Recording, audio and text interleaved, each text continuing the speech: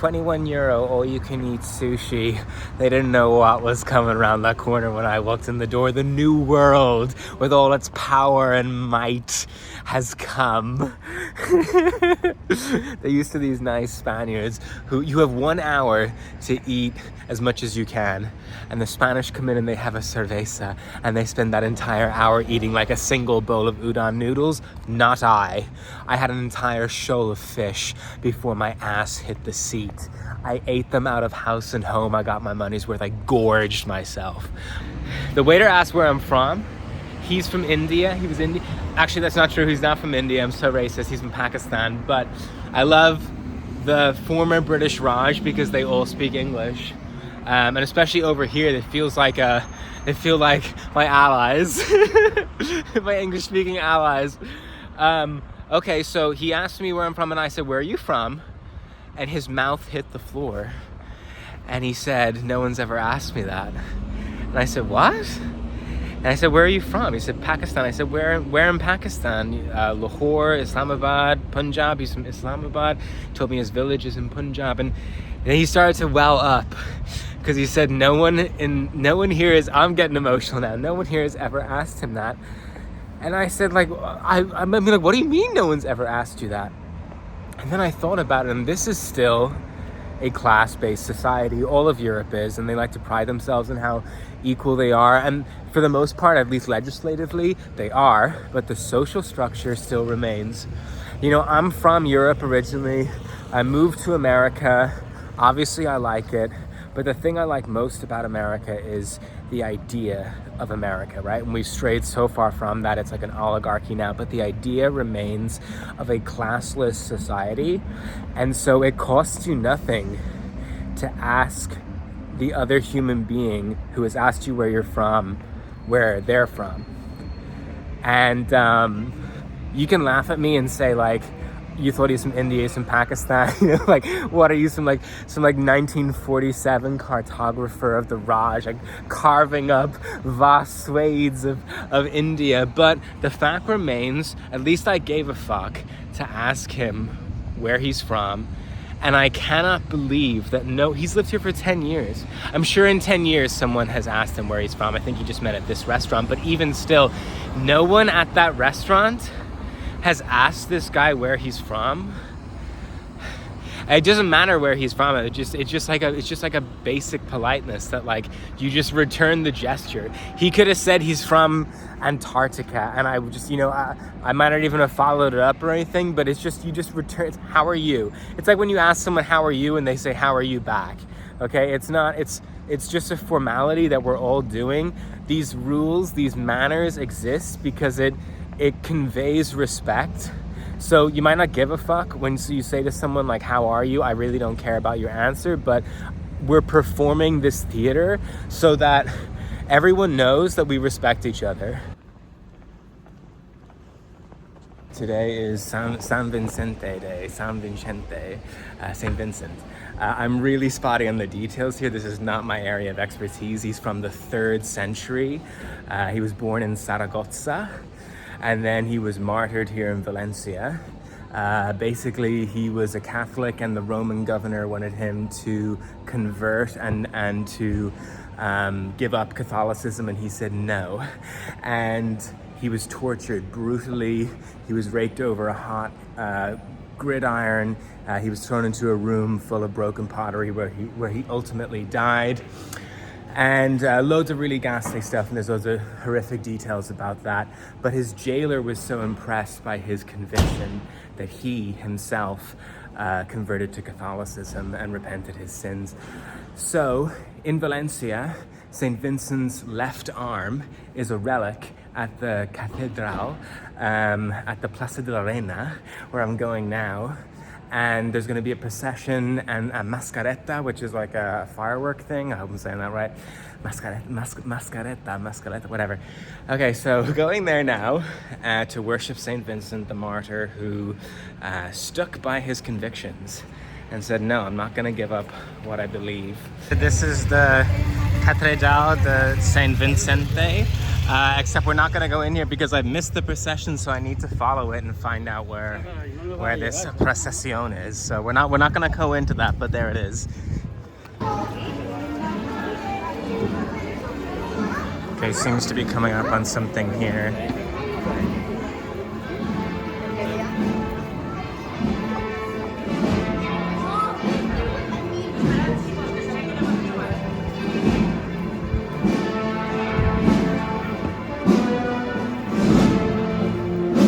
I'm gonna go this super sneaky route.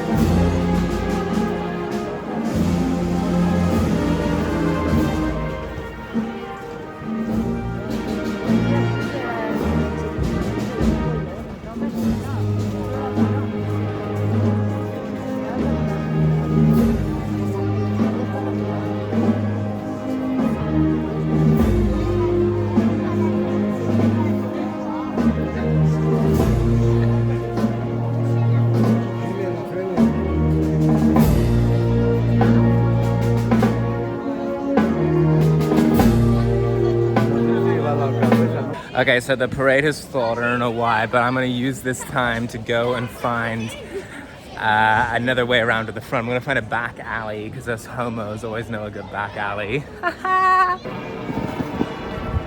These horsies. My plan worked, I found them.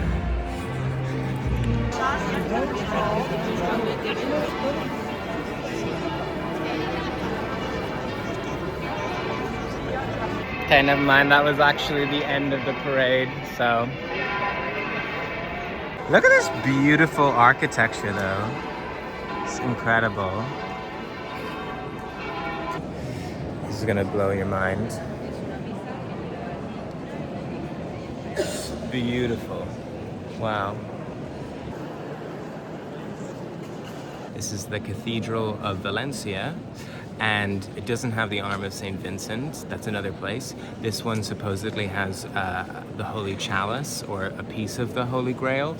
And see these vaulted ceilings? If I remember my art history, they would have tapestries hanging down from here. Remember, if you're, this was built in 1238, so if you're a peasant, right, there's no microphones, you're sitting at the back, you can't hear what the priest is saying. Why are you coming to church? Well, it was warm.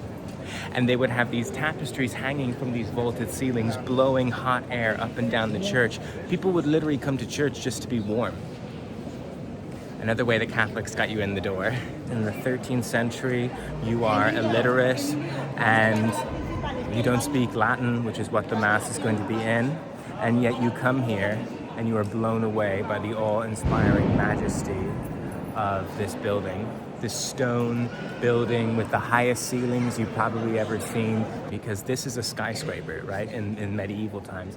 This is the most prolific, majestical building you will ever see.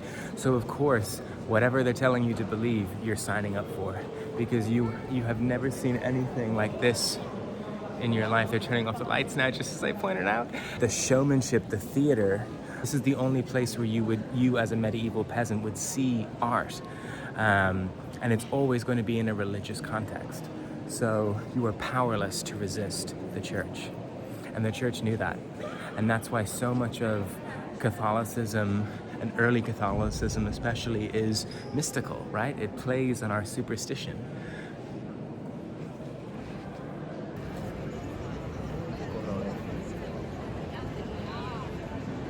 I'm sweating my fucking tits off here.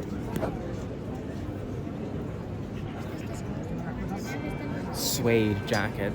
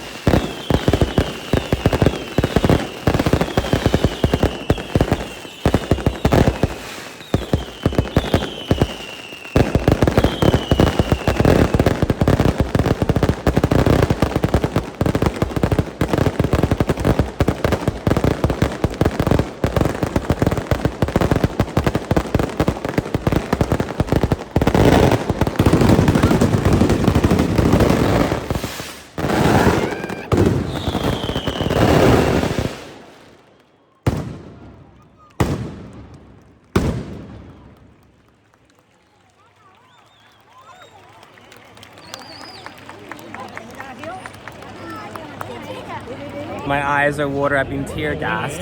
I don't know what the point of that was. It just seemed like a lot of noise with very little reasoning. But people seem to love it. Great success. The Spanish love some loud noises. I tell you.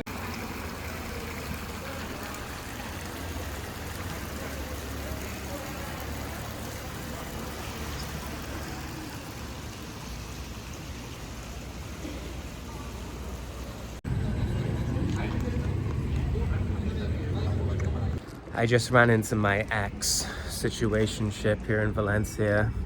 He came up behind me and put his arm around me. I thought I was getting mugged, actually. So I looked at him, he said, "How are you?" I said, "Fine." I took his arm off me. And I had pictured this moment. In fact, I had wanted to run into him for so long to get closure. But when faced in the moment with the reality, I was so tongue-tied, I didn't know what to do. And it was funny, actually, because I shit you not, last night I had a dream that I was hanging out with a mutual friend of ours and I ran into my ex. And I felt so silly in this situation that when I woke up this morning, I said, okay, I actually hope I don't run into him. Of course, today is the day that I run into him. And he said, this is a small town, you're bound to run into people even when you block them, because I've blocked them on all social media. So things were kind of tense because I wasn't giving him anything, and he said, I'm going into the Consume, the supermarket, and I said, no, I'm going into the Consume. And he said, okay, well, you can go to a different one. And I said, no, I'm going into this one. We had this big fight on New Year's Eve, and I'm not gonna get into the details of it, but that was when it ended. We go into the Consume, and I said, you know, multiple people saw what I saw, most people said the same thing, whatever. And he said, okay, well, it's nice to see you. And I walked off, and I didn't say nice to see you, I just nodded. I said, yeah.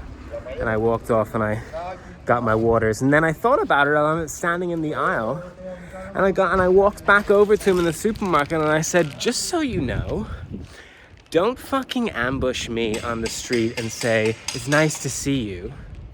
You have my phone number. If you want to talk about this, you can. But don't ambush me and pretend like everything's fine. And he just looked at me with this blank stare and said, okay.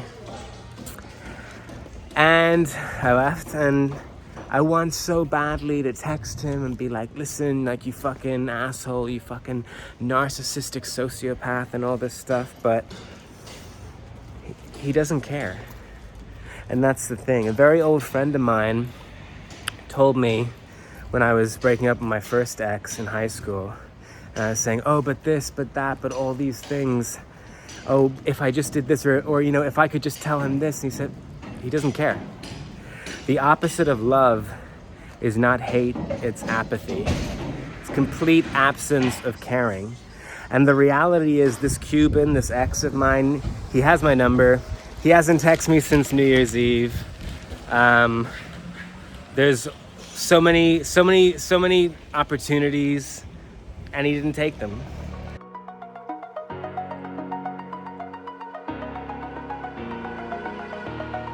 Over the edge, feel like I'm floating through the air. The pain I felt is paid for, all is said and done. Oh, I am restricted, fixed upon the web. I need to kick the habit that my mind is breathing in. Break out, I've got to see. Spent all my life holding all of it closely. I played it innocent, a feel of discontent. I'm finally facing it all, fearless.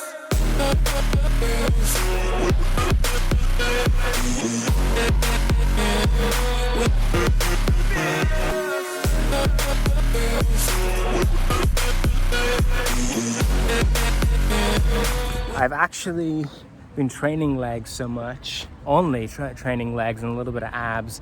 I'm gonna look like Mewtwo with big fat yams and then tiny Tyrannosaurus Rex arms. And the reason for that is health and wellness update. My shoulder, okay? I completely fucked my shoulder again. I think I took 3 weeks of rest and no pole dancing, no upper body or anything like that. And I was feeling okay, so I eased myself into it, but then I bit off more than I could chew. Long story short, I did a little bit of pole dancing and I fucked my shoulder again, and I'm right back to square one. And that is really depressing, honestly, because I cannot work out my upper body at all. I'm just confined to doing legs, which gets really boring. Okay, maybe it's a weak point of mine I should work on, but like my chest is also a weak point. And people compliment me on my chest sometimes, but like that's only because I work at it so much, because it doesn't develop like other areas of my body. If I take any time off, I'm gonna have these little mosquito bite tits. So my shoulder, it's not actually my shoulder, okay? I guess that's a good point. This is all medical diagnosis from the University of ChatGPT, by the way, because I don't have health insurance. I've actually never been to a doctor in like 10 years. But I have ascertained that it's not my shoulder, it's not my rotator cuff, thank God. It's a beautiful day on the beach. I'm gonna take my shoes off and walk in the sand. So it's not my shoulder. I think it's actually bicep tendonitis, which might as well be my shoulder, because I've read, this is late at night, that once your tendon is detached from the bone, you basically can never regrow it. And you also, your bicep is then weakened and it can snap and go into like a Popeye arm. And then maybe you'll have cancer or something. I don't know, this is the internet, but it's not good. It's not good. It's almost as bad as tearing your rotator cuff. And everyone knows that if you hurt your shoulder, it's kind of like when a horse hurts their leg. Like it's basically, that's game over for you. I mean, David Lade, right? Massive inspiration for our generation, but he fucked his shoulder and his lower back. And, you know, for like 10 years, he's been having problems. And he's like an elite athlete with loads of money. He just went to Dubai to get stem cells injected into his fucking lower spine and shit. I can't afford to do that. So I need to take like a month off doing upper body and let this bicep tendonitis that I have diagnosed myself heal. And then maybe ease myself back into the gym. I hope it's not a fucking permanent thing. But I need to let it heal. I need to get better. I need to get well.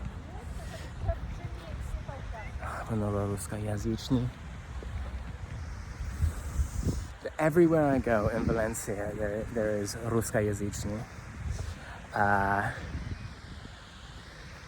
Rusa kabaryašie. Yeah. I've always had a way of keeping close. Beating, hiding, I've been calling out your name from the darkness, thinking